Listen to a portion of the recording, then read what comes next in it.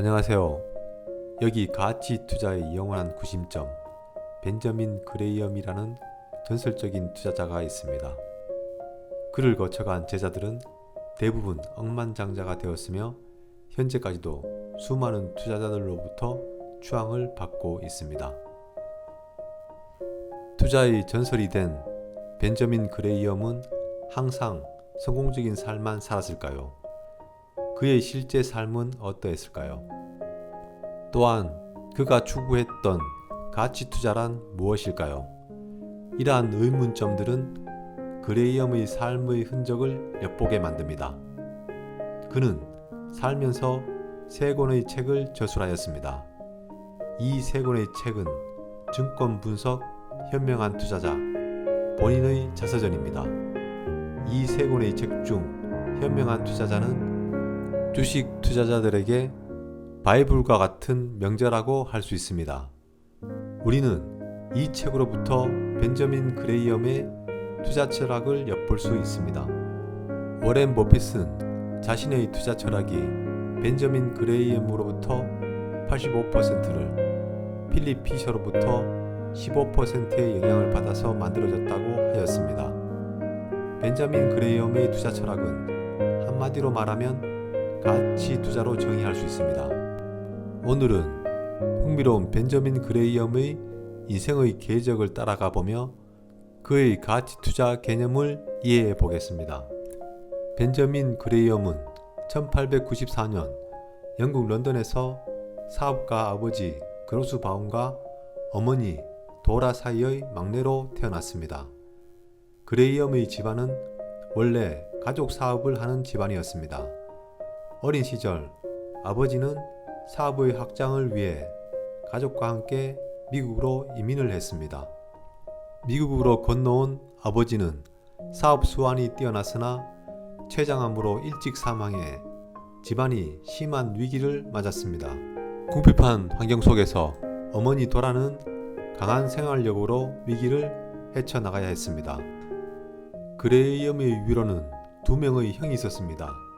청년기에 형들의 레코드 가게 창업을 도와준 적도 있으나 형들의 사업 수완이 별로 좋지 않아 사업이 망했습니다.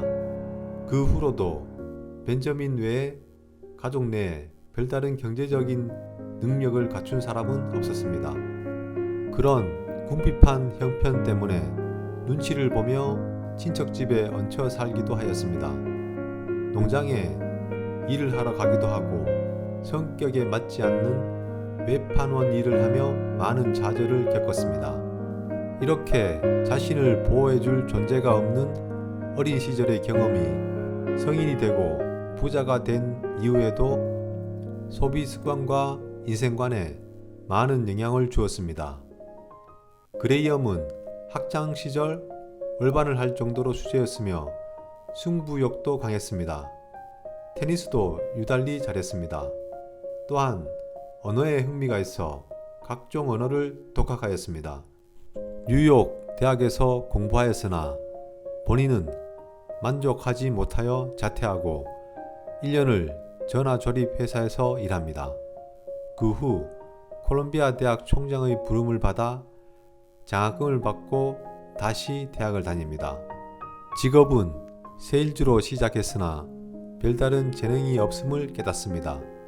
결국엔 직장에서 큰 돈을 받고 사모펀드를 운영하게 됩니다. 처음엔 친한 교수의 자금을 맡아서 모두 날리고 자살까지 생각하기도 합니다.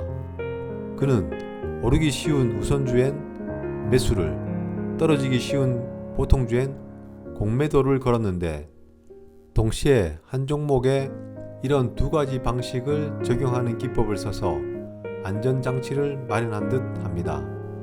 이러한 방식은 현재 제도에 적용하기는 어렵습니다.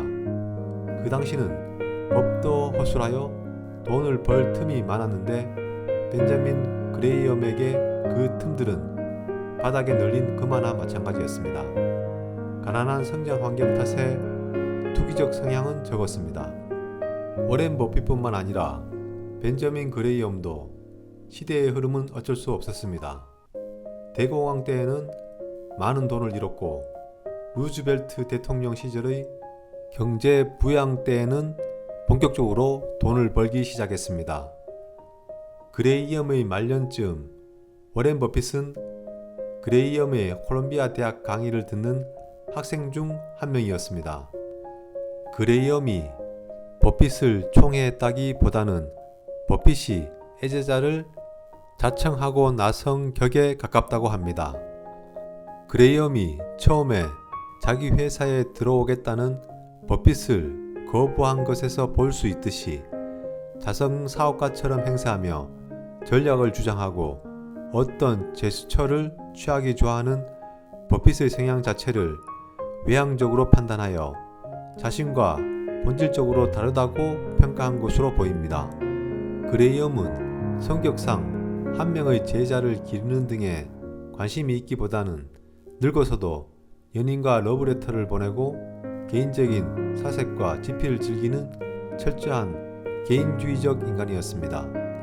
워렌 버핏과 비교해보면 그레이엄은 안전마진이라는 개념을 내세워서 수익조차도 너무 많이 내면 안 된다고 한 반면 버핏은 밑도 끝도 없이 끝까지 가지고 있어야 한다고 주장했습니다. 버핏이 그레이엄을 가치투자의 원조격으로 내세웠지만 그레이엄은 가치투자란 말을 강조한 적은 없는 것 같습니다. 여자관계는 별 실속이 없었습니다. 버핏에 의하면 첫 결혼은 생긴 것도 볼품없는데 기가 굉장히 센 여자와 결혼했다가 이혼하고 그 뒤로도 2번의 이혼을 했다고 합니다. 벤저민 그레이엄의 책 현명한 투자자에서 그는 자신의 투자 방식을 기술합니다. 그레이엄의 투자 철학은 가치 투자로 정의할 수 있습니다. 벤저민 그레이엄이 가치 투자를 정립하기 전까지 주식 투자는 소문과 정보를 추종하는 투기 매매가 일반적이었습니다. 하지만 그레이엄 이후에는 주식 투자에도 과학적인 데이터를 토대로 하는 투자의 개념이 도입되기 시작하였습니다. 그레이엄에게는 주식을 산다는 것이 그 회사의 지분을 가지고 사업을 한다는 것으로 해석됩니다. 즉, 주식을 보유한 자신이 그 회사의 주주가 되어 회사의 성장과 함께 수익을 공유해야 한다는 것입니다. 그레이엄의 가치 투자란 그 회사가 가지는 내재 가치를 파악하는 것으로부터 시작합니다. 그 회사의 내재 가치, 즉 적정 주가를 파악한 후 현재의 주가와 비교를 합니다. 현재의 주가가 적정 주가보다 살 경우 그 주식은 저평가되었다고 할 수 있습니다. 그리고 현재의 주가가 적정 주가보다 비쌀 경우 그 주식은 고평가되었다고 할 수 있습니다. 따라서 현재의 주가가 저평가되었을 때 매수하여 고평가되었을 때 매도하는 전략을 취합니다. 여기서 현재의 주가와 적정 주가의 차이를 안전마진이라고 합니다. 다시 말해서 안전마진이 충분히 확보된 경우 주식을 매입한다는 개념입니다. 주식의 내재 가치를 산정하는 방법으로 제시된 지표가 BPS, PBR, EPS, PER이라는 개념입니다. 이런 기본적인 분석의 투자 지표가 활용되는 개념도 벤저민 그레이엄이 처음으로 일반화합니다. BPS는 주당 순자산으로 그 회사를 팔았을 때의 순자산을 주식수로 나눈 값입니다. 그 회사의 청산가치라고도 합니다. BPS보다 주가가 살 경우 주식이 아주 저평가되었다고 할 수 있습니다. PBR이란 BPS와 주가의 비를 나타냅니다. PBR이 1 이하라는 이야기는 주가가 BPS보다 작다는 것을 나타내므로 주식이 저평가되었다는 이야기입니다. EPS란 주당 순이익으로 회사의 순이익을 주식수로 나눈 값입니다. PER이란 EPS와 주가의 비를 나타냅니다. 보통 PER이 10 이하이면 주식이 저평가되었다고 할 수 있습니다. 이는 주가가 주당 순이익의 10배보다 작다는 이야기입니다. 이와 같이 주가의 내재 가치를 산정하기 위한 과학적인 지표를 처음 제시한 사람이 벤저민 그레이엄입니다. 주식 매매를 투기의 영역에서 투자의 영역으로 이끈 사람이라 할 수 있습니다.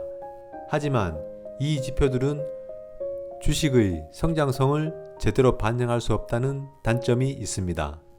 벤저민 그레이엄은 자신의 저서 현명한 투자자에서 주식시장을 미스터 마켓이라는 사람으로 의인화합니다. 미스터 마켓은 조울증 환자입니다. 날마다 찾아와서 주식의 가격을 제시합니다. 투자자는 이 미스터 마켓이 제시하는 가격에 휘둘릴 필요가 없다고 말합니다. 주가는 미스터 마켓이 정하는 것이 아니라 회사의 내재 가치로 정해지는 것이기 때문입니다. 이 회사의 내재 가치만 정확하게 산정할 수 있다면 투자자는 미스터 마켓의 조울증에 휘둘릴 필요가 없는 것입니다. 내재 가치를 산정한 후 주가가 내재 가치 이하로 형성된 종목을 매수하는 전략이 가치 투자입니다. 하지만 모든 주식이 이 이론에 따라 움직이지 않습니다. 아무리 저평가된 주식이라도 시장의 참여자가 매수를 해주지 않으면 그만이기 때문입니다. 따라서 벤저민 그레이엄은 주식을 매수할 때 포트폴리오를 구성하여 분산 투자하는 것을 권합니다. 이상으로 벤저민 그레이엄의 삶과 가치 투자에 대해서 알아보았습니다. 요즘 주식시장이 러시아의 우크라이나 침공, 미국의 금리 인상 등의 여러 악재로 지속적인 조정을 받고 있습니다. 주식으로 수익을 얻으려면 시장의 움직임과 반대로 행동해야 합니다. 지금은 주식 박앤세일 기간입니다. 시장에 휘둘리지 말고 삼성전자와 같은 우량주를 여윳돈으로 모아간다면 분명히 주식은 그 가치를 찾아간다고 생각합니다. 감사합니다.